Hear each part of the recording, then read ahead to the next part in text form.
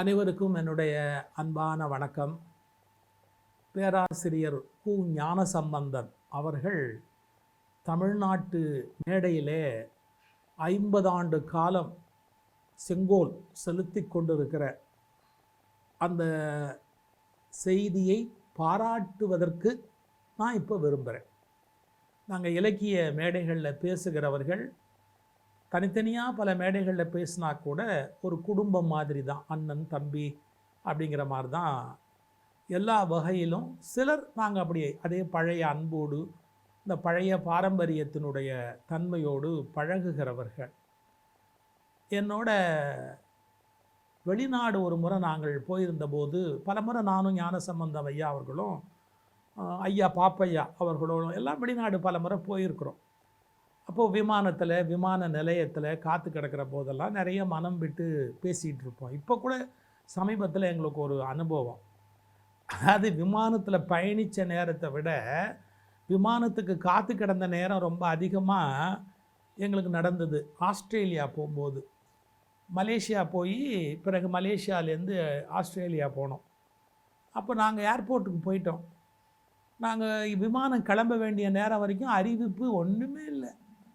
அப்புறமா நாங்கள் அங்கே போய் சண்டை கிண்டை போட்டு கேட்டதுக்கு அப்புறமா விமானம் இன்றைக்கி ரத்து ஆகிடுச்சு, வேணும்னா நீங்கள் ஒரு ஹோட்டலில் போய் ஹோட்டலை பார்த்துட்டு வந்துடலாம். ஏன்னா நேரம் கிடையாது. விமானத்துலேருந்து அந்த ஹோட்டலுக்கு போகிறதுக்கும் அதில் பெரிய கொடுமை என்னன்னா, அன்றைக்கி காலையில் அந்த ஹோட்டலில் ஃப்ரீ பிரேக்ஃபாஸ்ட்.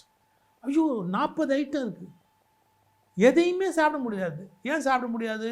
சீக்கிரமாக திரும்பி நாங்கள் விமான நிலையத்துக்கு வந்து அந்த காலை விமானத்துக்கு ரிப்போர்ட் பண்ணணும்.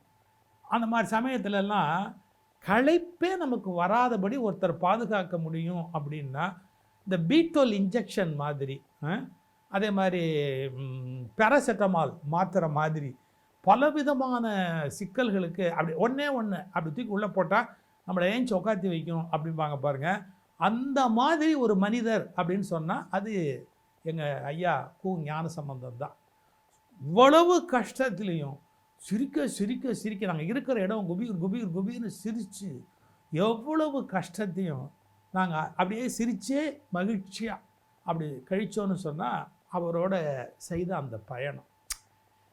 எதுக்கு சொல்ல வரேன், ஒரு கூட்டம் நீங்கள் வெளியில் நிற்கும் போதே உள்ளே இருக்கிற ஆடியன்ஸு ஒரு நிமிஷத்துக்குள்ளே 2 தடவை சிரிக்கிறாங்க அப்படின்னா ஞானசம்பந்தம் அங்கே பேசுகிறாருன்னு அர்த்தம்.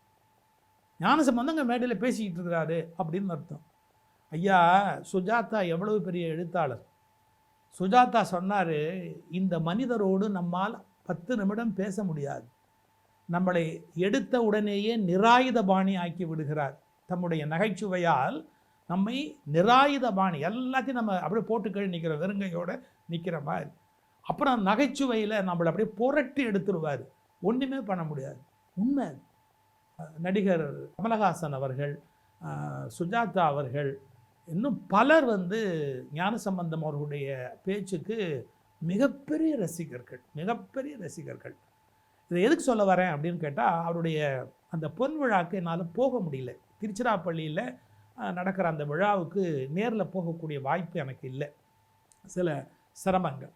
அதனால் மனமாற நான் அவரை வாழ்த்தணும் அப்படின்னு எனக்கு நினைப்பு. எங்களுக்கு நல்ல நினைவு இருக்குது. நான், என் துணைவியார், அவருடைய துணைவியார் எல்லாம் நாங்கள் சுவிட்சர்லாந்து போயிருந்தோம். ஃப்ரான்ஸ் போயிட்டு ஃப்ரான்ஸ்லேருந்து சுவிட்சர்லாந்து போயிருந்தோம். அப்போது சூப்பர் மார்க்கெட் ஒன்று சுற்றி பார்க்கும்போது அவருடைய துணைவியார் பொருள்களை பார்த்தோன்னே இதை வாங்கணும் அதை வாங்கணும் அதை வாங்கணும் அப்படிங்கிறாங்க. அவர் குழந்தைகளை அப்படியே தாக்காட்டிக்கிட்டே போகிற அப்பா மாதிரி மெதுவாக அவங்கள அப்படியே மாற்றி மாற்றி மடம் மாற்றி கூட்டிகிட்டு போ. திடீர்னு சொன்னார், வெளியே நீ எல்லாம் வாங்கணுங்கிற, அதுக்கெல்லாம் டாலர்லாம் நம்ம கையில் இருக்கணும்லே, இப்போ எப்படி வாங்குறது அப்படின்னு. நான் உடனே சொன்னேன், ஒன்றும் கவலைப்படாதீங்க, எவ்வளோ வேணாலும் வாங்கலாம். US டாலர் வாங்கணும்னா நான் இப்போ கொடுத்துட்டு அப்புறமா வேணாலும் வாங்கிக்கிறேன். நான் வந்து வெளிநாட்டுக்கு வரும்போது உரிய அந்த தயாரிப்போடு தான் வந்திருக்கிறேன், எனக்கு ஒன்றும் வாங்க வேண்டிய அவசியம் இல்லை அப்படின்னு. காரியத்துக்கு எடுத்துட்டே ஐயா, காரியத்துக்கு இல்லைன்னு சொல்லி தப்பிக்கலான்னு பார்த்தா நீங்கள் இப்படி கொடுக்குறேன்னு சொல்லி அந்த மாதிரி குடும்பமாக மகிழ்ச்சியாக நாங்கள் வந்து பல நாடுகள் போயிருக்கோம். அதெல்லாம் பயணம்ங்கிறது ரொம்ப அலுப்பான விஷயம் தெரியுங்களா. காரில் வந்து 8 மணி நேரம் போகிறது, முதுகு வலிக்க போகிறது, கால் வீங்க போகிறது, அப்புறம் ஏர்போர்ட்டில் போய் காத்து கிடக்கிறது. 2 ரொட்டி கொடுப்பேன், சமயத்தில். ஆனால் 8 மணி நேரம் உட்காந்துருக்க வேண்டியிருக்கும். இவன் ஃப்ளைட் வந்து டிலே ஆகிடும், இல்லை ரிப்பேர் ஆகிடும். இந்த மாதிரி டயத்தில் கூட சார் நான் அதிசயப்பட்டிருக்கிறேன். அவருக்கு ஓய்வே தேவையில்லை. முடிச்சுக்கிட்டே இருப்பார். அப்போ கூட புஸ்தகம் படிச்சுட்டு உட்காந்துருப்பார், ஏதாவது ஒரு புஸ்தகம். பல பேர் என்ன நினச்சிக்கிட்டு இருக்கிறாங்க, நகைச்சுவையாக பேசுகிறதுனால ஞானசம்பந்த ஐயா பேசிக்கலாக ஏதோ நகைச்சுவையாகவே சில விஷயங்கள் தான் தெரிஞ்சு வச்சுருப்பார். கிடையாது. பண்டைய இலக்கியங்களில் நல்ல புலமை உடையவர். அதை விட இன்றைக்கி வந்த சிறுகதை ஆசிரியர், இன்றைக்கி வந்த நாவல் ஆசிரியர், இன்றைக்கி வந்த கவிஞர், அப்டேட் யாரை வேணாலும் சரி தான், எல்லாரையும் பற்றி தன்னை வந்து தகுதிப்படுத்தி வச்சுருப்பார். அதெல்லாம் படித்து வச்சுருப்பார், குறித்து வச்சுருப்பார், நினைவில் வச்சுருப்பார். இதெல்லாம் பிரமிக்க வேண்டிய ஒரு பெரிய விஷயம்.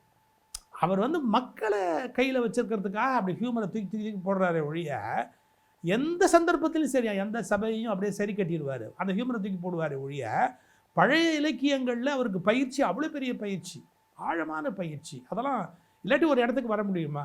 ஒருத்தர் புது கவிதை எழுதி மேலே வராருன்னு சொன்னால், மரபு கவிதையிலையும் சில பேர் ஆழமான பயிற்சி உள்ளவங்களாக இருப்பாங்க. இப்போ கவியரசு வைரமுத்து அப்படி, அவருக்கு மரபு வழி இலக்கண பாடல். கவிக்கோ அப்துல் ரஹ்மான் அப்படி, அவங்களாம் மரபு வழி. ஈரோடு தமிழன்பன் அப்படி, மரபு வழி அவங்களுக்கு உரிய மிகப்பெரிய ஆழமான வேரோட அவங்க புது கவிதைகளாகவும் சிலது எழுதுவாங்க, உலகத்துக்கு புரிஞ்சுக்கிறதுக்கு வசதியாக. அது மாதிரி பண்டைய இலக்கண இலக்கியங்களை ஆழமாக நன்கு படித்த ஒரு நல்ல தமிழ் பேராசிரியர் ஞானசம்பந்தம் ஐயா. தன்னை விட மூத்தவங்கக்கிட்ட அப்படி ஒரு மரியாதை, அவர்களுக்கு அவர்கள் காட்டுகிற அந்த அந்த பண்பு நலன், அதெல்லாம் ரொம்ப வியந்து பாராட்டணும்.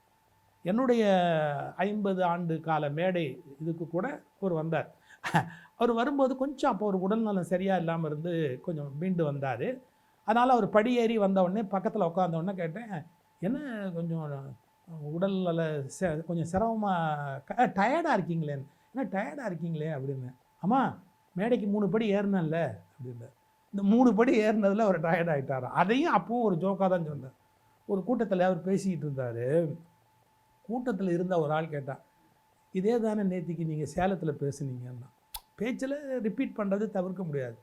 ஒரு டக்குன்னு ஒருத்தர் ஏஞ்சி, இது தானே நீங்கள் நேற்றுக்கு சேலத்துலேயும் பேசுனீங்க அப்படின்னு. உன்னை யார் இங்கே வர சொன்னா? எனக்கு தான் வேறு ஊருக்கு போய் பேசணும்னு. கேட்குறதுக்குமா பஸ் ஏறி நீ வேறு ஊருக்கு வருவேன் அப்படின்னு பட்டுன்னு அந்த நிமிஷமே அவனை பார்த்து ஒரு ஒரு இம்மீடியட்டாக அது ஒரு கேள்வி. சபையே அப்படியே சிரிக்குது. பட்டிமண்டபத்தில் ஒருத்தர் பேசும்போது அவர் குறுக்க ஒரு கேள்வி கேட்பார் பாருங்கள், கொல்லுன்னு எல்லாரும் சிரிப்பார். ஒருத்தர் பேசுகிறதுக்கு ஒரு கட்டு கொடுப்பார் பாருங்கள், அதெல்லாம் அவருடைய ஸ்பான்டேனிட்டி. அப்படியே இம்மீடியட்டாக அந்த கணத்தில் வந்து விழுகிற ஆற்றல் வாய்ந்த விஷயங்கள். அவர் சொன்ன குட்டி கதைகள், ஜோக்ஸு. மலேசியா போயிருந்தோம். மலேசியாவில் 10,000 பேர் இருக்கிற கூட்டம். நான், பாப்பையா, ஞானசம்பந்தம் சார் 3 பேர் பேசுகிறோம். அட்டேப்பா, அந்த 10,000 பேரையும் கட்டி போட்டு ஐயா பேசின பேச்சும் சரி, நம்முடைய ஞானசம்பந்தம் சார் பேசின பேச்சும் சரி, அதெல்லாம் மறக்கவே முடியாது. ஆஸ்திரேலியா போயிருந்தோம் சமீபத்தில். என்ன பேச்சு, என்ன பேச்சு, என்ன பேச்சு. இது நான் பாராட்டி தான் அவரை பற்றி தெரியணுங்கிறது இல்லை. எங்களுக்கு அடுத்த ஏன்னா 2 வயது என்னை விட ஒரு கொஞ்சம் குறைவு. அதனால் நான் உரிமை இப்போ தான் 70 அவர் திருக்கடவுரில் செய்து கொண்டார். அவரை வாழ்த்துவதற்கு எனக்கு வயது இருக்குது, தகுதி இருக்குது. ப்ரொஃபஷனல் சின்சியாரிட்டி அப்படிங்கிறதுக்கு ஒரு சீரியஸான விஷயம் சொல்லலாம். நாங்கள் அமெரிக்காவில் இருந்தோம். அமெரிக்காவில் இருக்கிற காலத்தில் இங்கே ஒரு தொலைக்காட்சியில் தீபாவளி பட்டிமண்டபமோ பொங்கல் பட்டிமண்டபம் அது மாதிரி ஏதோ ஒரு, இல்லை புத்தாண்டு பட்டிமண்டபமோ அது மாதிரி ஒரு சிறப்பு நிகழ்ச்சி இங்கே. நாங்கள்லாம் போகிறதுக்கு முன்னாடியே அதை இங்கே ரெக்கார்டிங் முடிச்சுட்டு போயிட்டோம். ஐயாவுடைய அந்த ஒப்புக்கொண்ட தொலைக்காட்சியில் மட்டும் அந்த ரெக்கார்டிங் முடியலை. அவர் அங்கே வந்துட்டார். ஆனால் எனக்கு தெரிஞ்சு நீங்கள் அந்த மாதிரி ஒரு ப்ரொஃபஷனல் சின்சியாரிட்டி உள்ள ஆளை நான் பார்த்ததே கிடையாது. அவங்கக்கிட்ட சொல்கிறாரு, இப்போ நீங்கள் பரவாயில்ல, வேறு ஒரு நடுவர் அந்த இடத்துல உட்காத்தி வச்சு நீங்கள் எடுத்துக்கங்க. நான் வந்த உடனே அந்த இடத்த ஃபில்லப் பண்ணி கொடுக்குறேங்கிறாரு. ரொம்ப கஷ்டம். எப்படி தெரியுங்களா? ஒரு பட்டிமண்டபமே ரெக்கார்ட் பண்ணிக்கிட்டாங்க. ரெக்கார்ட் பண்ணிவிட்டு நடுவரை எங்கெல்லாம் ஃபோக்கஸ் பண்ணுவாங்களோ அந்த இடத்துல இவர் மறுபடியும் உட்காந்து அவங்க பேச்சுக்கு கட்டு கொடுக்குறாரு. அந்த ஸ்பான்டேனியஸாக அங்கே இருந்து கொடுக்குற மாதிரி 2 மணி நேரம் எல்லாருடைய பேச்சையும் ஓட விட்டு அதை கேட்டுட்டு கரெக்டாக அவங்க பேச்சு வரும்போது அந்த நடுவர் என்ன அப்படி பண்ணியிருப்பாரோ அதை வால்யூமை கட் பண்ணி அந்த உருவத்தை எடுத்துட்டு அவர் உட்காந்து அது பண்ணி சின்சியராக ரெக்கார்டிங். அதுவும் எப்படி தெரியுங்களா, அமெரிக்காவிலேருந்து நீண்ட பயணம் வந்து சென்னை ஏர்போர்ட்டில் இறங்கின உடனேயே நேராக அந்த தொலைக்காட்சி நிலையத்துக்கு போனார். நான் வியந்து போனேன். இப்படி ஒரு தன்னுடைய செய்கிற பணியில் ஒரு அட்மோஸ்ட் சின்சியாரிட்டி. அந்த நிகழ்ச்சி பர்ஃபெக்டாக நடக்கணும்னா உடம்பு வலி எதை பற்றி கவலை கிடையாது. அவரை மாதிரி பயணம் பண்ணுறதுக்கு இன்னொருத்தர் பிறந்து வரணும். ஒரு நாளைக்காக அமெரிக்கா போய் திரும்பி வருவார். அது மட்டும் இல்லை, சென்னைக்கு காரில் வருவார், பேச்சு முடிஞ்ச உடனே காரில் ஏறி திரும்பி மதுரைக்கு அப்படியே காரில் போவார். ஆனால் நம்ம இவ்வளோ பயணம் பண்ணி வந்தோமே, கொஞ்சம் ஓய்வு எடுக்கணுமே, கிடையாது. அந்த மாதிரியான பணியின் மீது ஒரு ஈர்ப்பு, தான் பார்க்குற அந்த டைம் வேஸ்ட்டாக சும்மா இருந்தாரா கையில் ஒரு புத்தகம் இருக்கும். சுவிட்சர்லாந்தில் நாங்கள் அது ஒரே வீட்டை தான் தங்கி இருந்தோம். நான் பார்த்த போதெல்லாம் கையில் ஒரு புத்தகத்தை வச்சுட்டு, ஏன்னா காலையிலலாம் வெளியில் போக முடியாதுன்னா அப்படியே வீட்டில் அப்படியே ஒரு ஓய்வு எடுத்துகிட்டு அப்படியே இருப்போம். புத்தகத்தை படிச்சுக்கிட்டே இருப்பேன். புதுசாக தன்னை வந்து நிரப்பிக்கொண்டே இருக்கிறது, தன்னை நிறைவுடைய மனிதனாக ஆக்கிக்கொண்டே இருக்கிறது. நான் பார்த்து வியந்த ஆளுமைகளிலே, நான் பார்த்து மகிழ்ந்த நட்பு பாராட்டி கொண்டாடுகிற ஆளுமைகளிலே குறிப்பிடத்தக்க ஆற்றல் வாய்ந்த ஒரு பேராசிரியர் ஞானசம்பந்தன் அவர்கள். சினிமாவில் நடிக்கிறதுனா ஈஸியான வேலை இல்லைங்க. நீங்கள் முதல்ல பேசிடணும், அப்புறம் லிப்பு அப்படியே பொருந்துற மாதிரி திரும்பி ஒரு தடவை பேசி காட்டணும். எதுக்கும் ரெடி. அதாவது ஒரு பேச்சுக்கு போவார், காலையில் ஒரு ஷூட்டிங் போவார், அப்புறமா இன்னொரு இடத்துல போய் இந்த மாதிரி ஒரு வேலை இருந்தால் அதையும் செஞ்சுட்டு வந்துடுவார். அப்படி ரெஸ்ட் எடுக்கணும், தூங்கணும், என்னால் முடியாது, களைப்பாக இருக்கிற இந்த பேச்சே அவர்கிட்ட கிடையாது. நான் ரெஸ்ட் அதெல்லாம் கிடையாது. எந்நேரமும் உற்சாகமாகவே இருக்கணும். 10 பேருக்கு மத்தியில் இருந்தால் மகிழ்ச்சியாக பேசணும், சிரிக்கணும், சந்தோஷம். அவர் கொஞ்சம் அசைவ உணவில் பெரிய உண்டு. நாங்கள் வெளியில் போகும்போது எனக்கு சைவ உணவு, அவர் அசைவ உணவு. எப்படி அப்படின்னு கேட்டால், ஐ எம் எ ஸ்ட்ரிக்ட் நான் vegetarian. I am a strict vegetarian சொல்கிற மாதிரி, ஐ எம் எ ஸ்ட்ரிக்ட் நான் வெஜிடேரியன் அப்படின்பா. எந்த விஷயத்தையுமே ஒரு ஹியூமரஸ் டெலிவரி. அது மாதிரி அவருடைய துணைவியார் என்னுடைய பாசத்துக்குரிய தங்கைன்னு தான் சொல்லணும். அவனுடைய குடும்பம் என்னுடைய நட்புக்கும் அன்புக்கும் உரிய குடும்பம். அவர் பல்லாண்டு தானும் மகிழ்ச்சியாக வாழ்ந்து மற்றவங்களையும் மகிழ்ச்சியாக வைக்கணும். சார், அடுத்தவங்களை இன்றைக்கி சிரிக்க வைக்கிறது எவ்வளோ கஷ்டம் தெரியுங்களா? இந்த உலகத்திலே கஷ்டமான விஷயம் மற்றவங்களை சிரிக்க வைக்கிறது. அவ்வளோ 1000 சோகத்தில் இருக்கிறான், எவ்வளவோ வேதனையில் இருப்பான். எல்லாத்தையும் ஒரு செகண்டில் சிரிக்க வைப்பார். கல்யாண வீட்டில் பேசிக்கிட்டே இருந்தேன், அப்போ அங்கேயே அப்படி போய் பின்னாடி பேசு, இப்படி போய் நின்று பேசு. அப்போ ஒரு பாட்டு அங்கேருந்து வந்து ஏன் இங்கே நின்று பேசி கழுத்த இருக்கிற அந்த ரூமில் போய் பேசேன் அப்படின்னு அந்த ரூமுக்கு போகணும்னு சொல்லிச்சு. ஒரு வரிக்கு வரி ஹியூமர் அப்படியே டெவலப் பண்ணிகிட்டே போகிறதுக்கு அந்த ஆற்றல் கடவுள் அவருக்கு கொடுத்த வரம். அவர் பல்லாண்டு நோய் நொடியின்றி செல்வச் செழிப்போடு மன நிம்மதியோடு இதே ஆளுமையோடு பல்லாயிரம் இளைய தலைமுறையை வளர்க்கிற ஒரு அமைப்பாக இருக்கும். அவருக்கு விழா எடுக்கணும்னு யார் முடிவு பண்ணால், என் நண்பர் திருச்சி சிவகுருநாதன்.